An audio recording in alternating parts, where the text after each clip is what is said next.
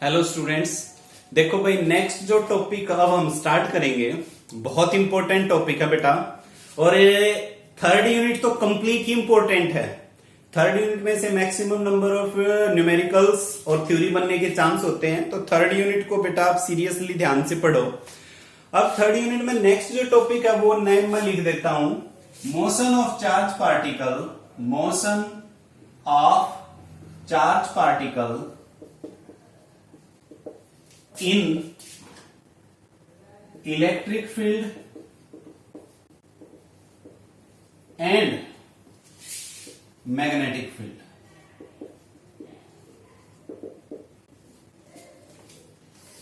Motion of charge particle in electric and magnetic field. एक बात सुनो, चार्ज पार्टिकल हमने मूव करवा लिया था इलेक्ट्रिक फील्ड में यूनिट फर्स्ट में, चार्ज पार्टिकल हमने मूव करवा लिया मैग्नेटिक फील्ड में इस यूनिट में, दोनों में अलग अलग सेपरेटली करवा लिया। अब हमारे पास कुछ ऐसा फील्ड है in which both electric and magnetic field are present. अगर मान लो कोई मैं ऐसा स्पेस सेटअप कर देता हूं जिसके अंदर इलेक्ट्रिक फील्ड और मैग्नेटिक फील्ड दोनों ही है, परपेंडिकुलर और दोनों प्रेजेंट है। अगर हम वहां से कोई चार्ज पार्टिकल को पास करवाते तो उसके साथ क्या होगा? चार्ज पार्टिकल को अगर हम वहां से पास करवाते तो उसके साथ क्या होगा? क्वेश्चन आने चाहिए दिमाग में। कितना तो उसके ऊपर फोर्स लगेगा, किस डायरेक्शन में जाएगा, और जो उसका जो डायरेक्शन किस में जाएगा वो कैसा ट्रेजेक्टरी फॉलो करेगा। अगर हम उसको इलेक्ट्रिक फील्ड और मैग्नेटिक फील्ड से पास करवा देते तो क्या क्या कैरेक्टरिस्टिक्स के साथ वो हमें रिप्रेजेंट होगा। तो ये सारे क्वेश्चंस को बेटा हम इसके अंदर फॉलो करेंगे कि when a charge particle allowed to move in both the electric and magnetic field, in both electric and magnetic field, then what happen with the charge particle, in which trajectory it will follow, क्या इसकी equations बनेंगी, कैसे हम इसको implement करेंगे numerical portion के ऊपर। तो सिंपल सी बात है, दिमाग में आप लेके चलो पहले वाले पॉइंट्स को। पहले वाले पॉइंट्स में एक बार और रिवाइज करवा देता हूं। पहले वाला पॉइंट्स, फर्स्ट पॉइंट क्या पढ़ा था? Oersted experiment. दूसरा पॉइंट क्या पढ़ा था? Motion of the charge particle in magnetic field, जहां पे इक्वेशंस को फॉलो किया था, F = QVP। जब तीसरा पॉइंट पे पहुंचे तो तीसरे पॉइंट में हमने एक वायर को इंसर्ट कर दिया मैग्नेटिक फील्ड में, वहां पे फोर्स कितना लगा था? F = ILB। उसके बाद फिर हमने दो प्रॉब्लम्स की थी बेटा, एनसीईआरटी प्रॉब्लम्स 4.1 एंड 4.3। डायरेक्शंस और डायमेंशनल फॉर्मूले हमने किए थे, यूनिट्स टेस्ला की थी। टेस्ला को आप डिफाइन भी कर सकते हो, कैसे हम 1 टेस्ला को डिफाइन करेंगे। इसके बाद हम बढ़ते हैं नेक्स्ट टॉपिक के ऊपर, जो कि बहुत इंपॉर्टेंट टॉपिक है, charge particle motion in electric and magnetic field. अब इसके लिए बेटा आपको एक ज्योमेट्री समझनी पड़ेगी, डायरेक्शन की ज्योमेट्री है, बिल्कुल ध्यान से समझो, पढ़ो, सुनो। मान लो ये अपने पास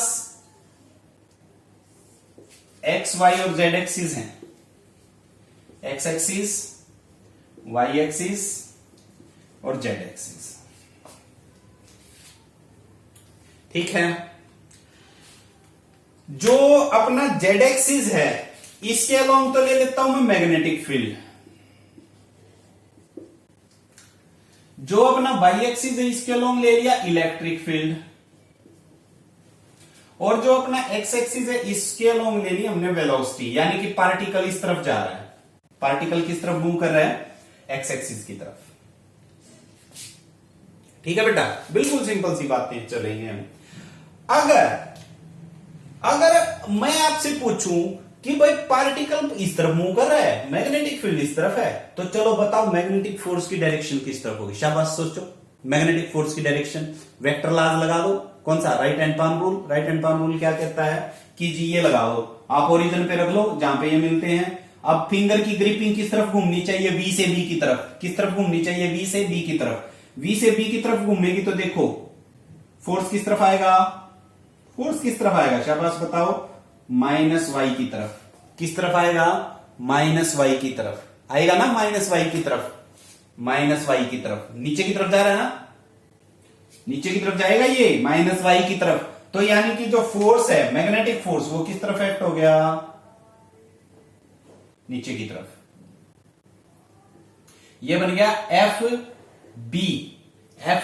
FB का मतलब मैग्नेटिक फोर्स। अब मेरे को ये बता दो प्यारे बच्चों कि इलेक्ट्रिक फोर्स किस तरफ लगेगा? शाबाश, इलेक्ट्रिक फोर्स। ध्यान करो, यूनिट फर्स्ट में मैंने बताया था इलेक्ट्रिक फील्ड और इलेक्ट्रिक फोर्स की डायरेक्शन सेम होती है, तो फिगर के अंदर आप बिल्कुल क्लियर जा सकते हो कि इलेक्ट्रिक फोर्स की डायरेक्शन किस तरफ होगी, वाई की तरफ। इलेक्ट्रिक फोर्स की डायरेक्शन किस तरफ होगी, वाई की तरफ, इस तरफ। ये हो गया एफ ई इलेक्ट्रिक फोर्स। मैं लिख देता हूं यहां पे, ये है आपका इलेक्ट्रिक फोर्स और ये है आपका मैग्नेटिक फोर्स। अच्छा, अब दूसरी बात सुन लो। जब इलेक्ट्रिक फील्ड और मैग्नेटिक फील्ड से किसी पार्टिकल को हम पास आउट करवाते, तो ये मैं आपको पहले करवा चुका हूं। इसके ऊपर कौन सा फोर्स लगेगा, वो लगेगा लोरेंट्ज फोर्स। कौन सा फोर्स लगेगा, लोरेंट्ज फोर्स। और लोरेंट्ज फोर्स क्या होता है कि F इज इक्वल टू, मैं इक्वेशन लिखू लोरेंट्ज फोर्स के लिए, तो F is equal to, F L लिख देता हूं। F L is equal to क्या हो जाएगा, F E plus F B. F E plus F B, ऐसा ही होगा ना, बिल्कुल F E plus F B. Okay, अब बात सुनो। एफ ई को हम क्या लिख सकते हैं, एफ ई को अगर वेक्टर फॉर्म में लिखना है तो ध्यान से सुनो, क्यू इंटू ई, और ई किसके अलोंग है, जे के अलोंग।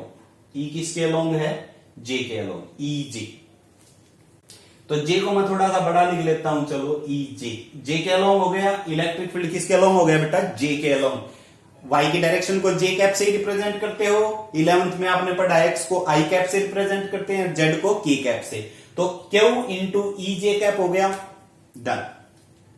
सिमिलरली एफ बी को क्या लिख सकते हो, एफ बी किसके अलोंग है, एफ बी, ध्यान से लिखना, एफ बी होता है, क्या फार्मूला होता है, Q into V cross B, ये होता है ना, V क्रॉस B। अब V किसके अलोंग है, I के along, very good, I cap आ जाएगा यहां पे।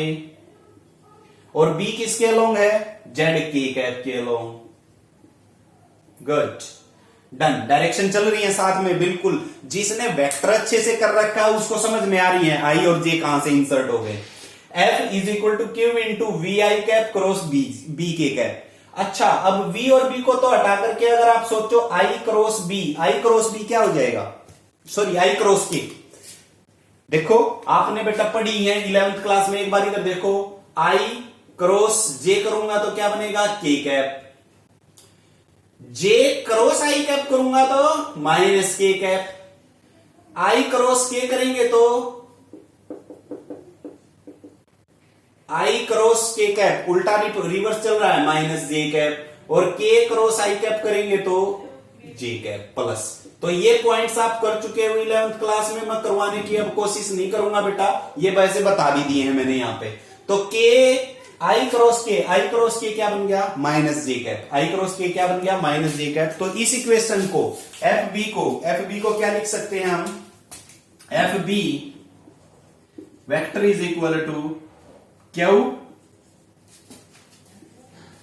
वी क्रॉस बी, और ये किसके अलोंग जा रहा है, जे कैप के। माइनस जे कैप बना था ना, आई और के कैप क्या बना था, माइनस जे कैप। तो माइनस मैंने आगे लगा लिया, जे कैप यहां पे बन गया, डन। अब जो ये इक्वेशंस हैं, ये वैल्यूज हैं किस किस की, एफ ई की और ये एफ बी की। ये दोनों वैल्यूज बेटा यहां रख दो, एफ ई की जगह यहां और ये इसकी जगह पे ऑपरेट करो। तो एफ एल यानी कि लोरेंट्ज फोर्स है जो, वो किसके इक्वल आ गया, F L is equal to vector form में एफ ई की जगह क्या रखना है, Q E J cap plus की जगह क्या आएगा, माइनस, क्योंकि ये माइनस है आगे लगा हुआ, minus Q V cross B J cap, done. ये इक्वेशन बन गई अब अपने पास।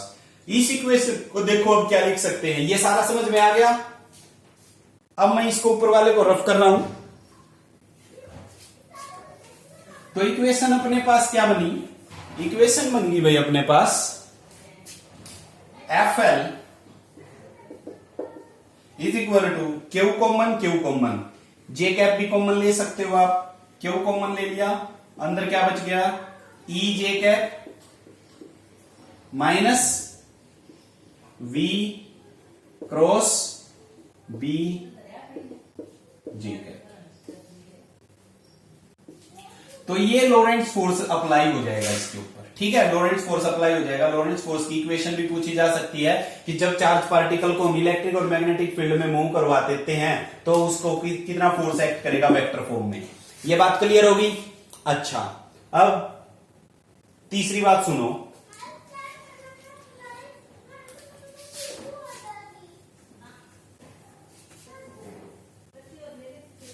जब चार्ज पार्टिकल को हम इलेक्ट्रिक और मैग्नेटिक फील्ड में रिलीज करते हैं तो जो इलेक्ट्रिक फोर्स है और मैग्नेटिक फोर्स है, अब देखो बेटा, इलेक्ट्रिक फोर्स ऊपर की तरफ है, मैग्नेटिक फोर्स नीचे की तरफ है। Net effect of the particle, net effect on the particle, वो हम क्या लेके चलें। अगर मान लो net effect on the particle है जो वो स्टेशनरी है, वो इक्विलिब्रियम कंडीशन में, इक्विलिब्रियम कंडीशन में क्या करते हैं हम, ऊपर लगने वाला फोर्स इज इक्वल टू क्या कर लेंगे, नीचे लगने वाले मैग्नीट्यूड के हिसाब से। ये तो मैंने बता दिया वेक्टर के हिसाब से। अब मैग्नीट्यूड की टर्म में चले तो मैग्नीट्यूड की टर्म में हम इक्वेशन लिख सकते हैं F E is equal to F B, F E is equal to F B. F E की वैल्यू क्या है, क्यू ई, और एफ बी की वैल्यू क्या है, क्यू वी बी। पार्टिकल के ऊपर लगने वाला, रोड के ऊपर नहीं, वायर के ऊपर नहीं, पार्टिकल चला हुआ है, इलेक्ट्रॉन है। तो चार्ज पार्टिकल को जब हम रिलीज करेंगे तो देखो क्यू से क्यू कैंसल, क्यू से क्यू कैंसल, तो v इज इक्वल टू क्या आ जाएगा, E by B, v is equal to E by B. ये बहुत बहुत इंपॉर्टेंट रिजल्ट निकल के आया अब आपके सामने। और वो इंपॉर्टेंट रिजल्ट क्या है कि जब हम चार्ज पार्टिकल को, किसी भी चार्ज पार्टिकल को अगर हम रिलीज करते हैं किसके अंदर, इलेक्ट्रिक और मैग्नेटिक फील्ड के अंदर, तो केवल और केवल उन वेलोसिटी वाले पार्टिकल्स को ही वो पाथ सीधा जाने देगा जिसकी वेलोसिटी कितनी है, ई बाई बी। ये याद रख लो, जब हम किसी भी चार्ज पार्टिकल को इलेक्ट्रिक और मैग्नेटिक फील्ड दोनों में रिलीज करते हैं तो केवल और केवल वो फील्ड उन पार्टिकल्स को सीधा जाने देगा जिनकी वेलोसिटी ई बाई बी है। क्योंकि ये मैंने सीधा जाने की इक्वेशन लगाई है बेटा, जब पार्टिकल है जो वो नॉट डिफ्लेक्टेड है, पार्टिकल नॉट डिफ्लेक्टेड, तब की कंडीशन है ये, particle not deflected. Particle not deflected का मतलब यही हुआ ना कि इलेक्ट्रिक फोर्स बराबर हो जाएगा मैग्नेटिक फोर्स के। डिफ्लेक्ट नहीं होगा तो वेलोसिटी कितनी होगी, ई बाई बी। तो मैं नोट लिख देता हूं, ये आप भी नोट करके और दिमाग में बिल्कुल डाल लो पॉइंट, ये इंपॉर्टेंट पॉइंट है कि केवल और केवल इलेक्ट्रिक और मैग्नेटिक फील्ड में वो पार्टिकल सीधे जाएंगे जिनकी वेलोसिटी कितनी है, E by B. The particles moving with velocity E by B not deflected by electric and magnetic field, electric and magnetic field, not deflected by electric and magnetic field। तो ये है। अब आपसे ये पूछा जा सकता है कि व्हाट इज वेलोसिटी सिलेक्टर। अब इसी पॉइंट पे आ जाओ, व्हाट इज वेलोसिटी सिलेक्टर।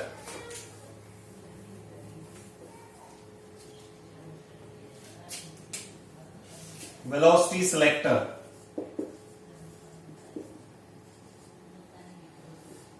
या वेलोसिटी फिल्टर भी बोल देते हैं भाई हम इसको, वेलोसिटी सिलेक्टर या वेलोसिटी फिल्टर। अब देखो वेलोसिटी सिलेक्टर क्या होता है और वेलोसिटी फिल्टर क्या होता है, बिल्कुल सिंपल सी बात है, यही है सारा पॉइंट और कुछ नहीं है। अगर हमने कोई पार्टिकल है जो वो इलेक्ट्रिक फील्ड और मैग्नेटिक फील्ड से पास करवा दिया तो कितनी वेलोसिटी वाले इलेक्ट्रॉन या पार्टिकल्स निकलेंगे हमारे सामने, कितनी वेलोसिटी वाले, ई बाई बी वाले। v कितनी वेलोसिटी के साथ निकलेगा, ई बाई बी के साथ। इसका मतलब हम ये कह सकते हैं कि जो ये हमारे पास स्पेस है, जो फील्ड है इलेक्ट्रिक और मैग्नेटिक का, उसमें से केवल वो पार्टिकल सीधे जाएंगे जिनकी वेलोसिटी क्या है, ई बाई बी, जिनकी वेलोसिटी क्या है, E by B. Electric field की वैल्यू कितनी है और मैग्नेटिक फील्ड की वैल्यू न्यूमेरिकली सोल्व कर लोगे ना आप। न्यूमेरिकल वैल्यू सोल्व करने के बाद जो न्यूमेरिक वैल्यू आएगी वो वेलोसिटी के साथ जो पार्टिकल निकलेंगे वो पार्टिकल क्या हो जाएंगे, सीधे निकल जाएंगे। तो इसका मतलब हम क्या कह सकते हैं कि मान लो हमारे पास है जो भाई इलेक्ट्रॉन, एक एग्जांपल ले, एक इलेक्ट्रॉन है और वो इलेक्ट्रॉन है उनकी वेलोसिटी 10 की पावर 3 से लेकर और 10 की पावर 7 तक वेरी कर रही है। 10 की पावर 3 मीटर पर सेकंड से 10 की पावर 7 मीटर पर सेकंड तक वेरी कर रही है। और हमने एक फील्ड सेटअप किया जिसकी रेशियो जो वो कितनी आ रही है, 10 की पावर 6। एक फील्ड सेटअप कर दिया, इलेक्ट्रिक और मैग्नेटिक फील्ड। इलेक्ट्रिक और मैग्नेटिक फील्ड दोनों को जब हम डिवाइड करेंगे तो उनकी रेशियो कितनी आ गई, 10 की पावर 6। तो इसका मतलब जब हम वो इतने सारे इलेक्ट्रॉन्स को उस फील्ड में से छोड़ेंगे तो उस फील्ड में से कौन से इलेक्ट्रॉन सामने निकलेंगे, बिल्कुल सीधे निकलेंगे, 10 की पावर 6। इसका मतलब वो जो स्पेस है वो स्पेस किसका काम करेगा, वेलोसिटी सिलेक्टर का काम करेगा और उन पार्टिकल्स को सिलेक्ट कर लेगा जिनकी वेलोसिटी किसकी इक्वल है, E/b के। किसके इक्वल है, E/b के। क्लियर होगी। तो इसका मतलब अब मैं लिखवा रहा हूं, जो वो लिख लो बेटा, आप नोटबुक में नोट करो। The electric and magnetic field both can be act as velocity selector and this space will select the particles whose velocity is equal to E/b, whose velocity is equal to E/b। किसके बराबर होगी भाई, E/b के। तो ये किसकी तरह काम करेगा, वेलोसिटी सिलेक्टर या वेलोसिटी फिल्टर। ये पॉइंट हो गया क्लियर।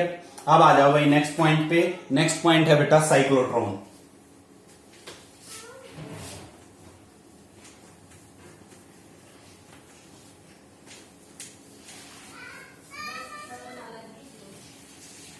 साइक्लोट्रॉन क्या होता है, देखो साइक्लोट्रॉन बिल्कुल सिंपल है डिवाइस और बहुत इंपॉर्टेंट भी है। कोई भी चार्ज पार्टिकल है, वो चार्ज पार्टिकल इलेक्ट्रिक फील्ड और मैग्नेटिक फील्ड में हमने छोड़ दिया, सारा एक्शन जो भी है वो आपने पढ़ लिया क्या क्या होता है उसके अंदर। छोड़ने के बाद उसकी वेलोसिटी है टाइम टू टाइम क्या हो जाए, इंक्रीज हो जाए। और वेलोसिटी इंक्रीज हो जाए तो हम क्या कहेंगे, वेलोसिटी इंक्रीज हो रही है तो then we can say that the particle will be accelerated. क्या हो जाएगा, पार्टिकल एक्सेलरेट होएगा। पार्टिकल एक्सेलरेट करने के डिवाइस को ही हम क्या बोलते हैं, साइक्लोट्रॉन। पर पार्टिकल चार्ज पार्टिकल होना चाहिए भाई, न्यूट्रल नहीं। अब देखो साइक्लोट्रॉन का मैं डायग्राम बना देता हूं एक बार, उससे समझेंगे फिर क्या होता है। ये यहां पे दो मैग्नेट्स होते हैं, नॉर्थ पोल साउथ पोल। मान लिया ये नॉर्थ पोल है, ये साउथ पोल है। इसके अंदर दो डीज होती हैं बेटा, डीज मैं बताता हूं क्या होती हैं डीज। एक हाफ डी ये इस तरफ होता है स्पेस, और एक हाफ डी ये कुछ इस तरफ होता है। इस तरीके से ये डीज हैं। चलो इसको मैं रिप्रेजेंट नहीं कर रहा, D1 D2। और ये दोनों डीज आपकी एक्सटर्नल इलेक्ट्रिक फील्ड से कनेक्टेड है। इलेक्ट्रिक फील्ड हमने इसमें रिलीज किया है। जो इसके बीच में है, बीच में हमने यहां पे बीच में रखा भाई सोर्स ऑफ चार्ज पार्टिकल। ये मैं चलो लाइन बना के बाहर निकालता हूं, source of charge particle. Source of charge particle. अब इसके अंदर से जो पार्टिकल मूव करेगा, वो पार्टिकल कुछ इस तरीके से मूव करेगा। ये आपको दिखाई नहीं दे रहा, मैं दूसरा लेता हूं मार्कर ब्लैक, इस तरीके से।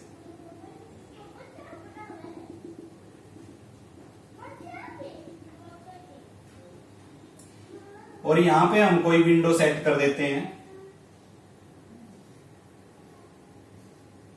ये विंडो से पार्टिकल आपका बाहर आएगा, ये W है विंडो। एक्सेलरेटेड पार्टिकल यहां से होगा, एक्सेलरेटेड पार्टिकल। ये इस तरीके से बनता है। चलो अब हम इसको समझते हैं। पहले मैंने डायग्राम आपका बनाया पहले फुल्ली, अब हम इसको समझने की ट्राई करते हैं। बिल्कुल सिंपल है बेटा। Cyclotron is a device, it is a device which is used to accelerate the charged particles, which is used to accelerate the charged particles। दूसरा पॉइंट आ जाता है कि भाई इसका प्रिंसिपल क्या है, किस बेस पे ये काम करता है। प्रिंसिपल इसके दो पॉइंट आप नोट करके चलोगे बेटा। पहला point, in electric field the charged particle move in parabolic path। ये बात ध्यान रखो, इलेक्ट्रिक फील्ड में कैसे पाथ में जाएगा, पैराबोलिक पाथ में। और मैग्नेटिक फील्ड में मैंने बताया था हेलिकल पाथ में। In magnetic field charge particle move in helical path, या फिर आप क्या लिख सकते हो, स्पाइरल पाथ। ये बात हो गई भाई क्लियर। इसके बाद कंस्ट्रक्शन में बेटा आप बिल्कुल खुद लिख सकते हैं। कंस्ट्रक्शन मैंने बनाई थी, अभी बताई भी थी साथ साथ में। देखो कंस्ट्रक्शन कैसे लिखेंगे। In cyclotron we use two magnetic poles, north pole, south pole. Magnetic poles क्यों यूज करते हैं, मैग्नेटिक फील्ड को जनरेट करने के लिए। वी यूज टू डीज देखो बेटा, डीज क्या होती है, जैसे एक अपने पास है ना, जैसे एक ड्रम है, ड्रम जो आप जर्नल लोकल लैंग्वेज में यूज करते हो, ड्रम देखा। ड्रम का अगर आप बीच में से दो हिस्से काट लेंगे तो वो जो ड्रम है, ड्रम का आधा हिस्सा है, क्या हो गया, डी की शेप का ही बनेगा ना। वो बिल्कुल बीचों बीच खड़ा काटना वर्टिकली, तो आधा हिस्सा डी की शेप का और आधा हिस्सा भी डी की शेप का। तो उन दोनों को वो कुछ इस तरीके से आप मिलाओगे तो वो क्या बन जाएंगे, डीज। एक डी ये हो गया, बीच में से खाली है, दूसरा डी ये भी बीच में से खाली है, बीच में पार्टिकल घूमेगा उसके अंदर। बीच में इसमें क्या लिखा हुआ है, बिल्कुल सेंटर पे, वो है source of the charge particle. Charge particle यहां से होगा रिलीज। ये है विंडो से हम जो आपका एक्सेलरेटेड पार्टिकल को हम एग्जिट करवा देंगे। दोनों डीज के हम किससे नोट रिप्रेजेंट कर रखा है, ये किससे कनेक्ट कर रखे हैं, इलेक्ट्रिक फील्ड से। इलेक्ट्रिक फील्ड आ जाएगा यहाँ पे, इलेक्ट्रिक फील्ड हो गया, मैग्नेटिक फील्ड हो गया। तो दोनों फील्ड हो गए। तो इसका मतलब अब चार्ज पार्टिकल जो हमने अभी पहले इक्वेशंस पढ़ी थी, वो सारी इक्वेशंस को फॉलो करता हुआ चलेगा। ये होगी कंस्ट्रक्शन। अब इसकी वर्किंग सुन लो।